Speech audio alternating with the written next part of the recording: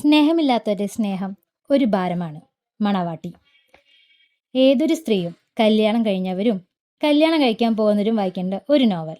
കാരണം വേറെയൊന്നുമല്ല, കല്യാണം കഴിഞ്ഞവർക്ക് പാസ്റ്റും കല്യാണം കഴിക്കാൻ പോകുന്നവർക്ക് ഫ്യൂച്ചറും കാണാൻ കഴിയും. തൃശൂർ ഭാഷാ ശൈലി എഴുതിയിരിക്കുന്ന ഈ കഥയിൽ നമ്മളെ ഏറെ ചിന്തിപ്പിച്ചും ചിരിപ്പിച്ചും ആരംഭിക്കുന്നുവെങ്കിലും അവസാനം കരയിപ്പിച്ചും ആത്മവിശ്വാസം നൽകുന്ന ഒരു നോവലായി മാറുന്നു.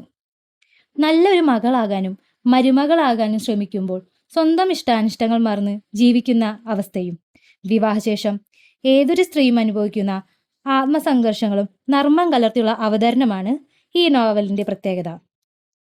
ഒരു ക്രിസ്ത്യൻ കുടുംബ പശ്ചാത്തലത്തിൽ ജനിച്ച നൈന എന്ന പെൺകുട്ടിയുടെ ജീവിതമാണ് ഈ നോവലിലൂടെ തുറന്നു കാണിക്കുന്നത്.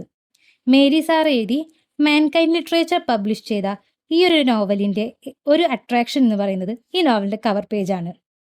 കവർ പേജ് ഡിസൈൻ ചെയ്തിരിക്കുന്നത് Ratheesh and layout is by Sajil. ഈ നോവൽ വായിക്കാൻ ഒരു കാറ്റഗറി ഞാൻ സജസ്റ്റ് ചെയ്യുന്നില്ല. കാരണം ഒരു കല്യാണം കഴിഞ്ഞ മകളോ ചേച്ചിയോ അനിയത്തിയോ വീട്ടിലുണ്ടെങ്കിൽ ചിലപ്പോൾ ഈ നോവലിലെ ഏതെങ്കിലും ഒരു മൊമെൻ്റെങ്കിലും അവരുടെ ജീവിതത്തിൽ കടന്നുപോയിരിക്കും. സോ ഇതൊരു മസ്റ്റ് റീഡ് നോവലാണ് ബൈ മേരി സാറ.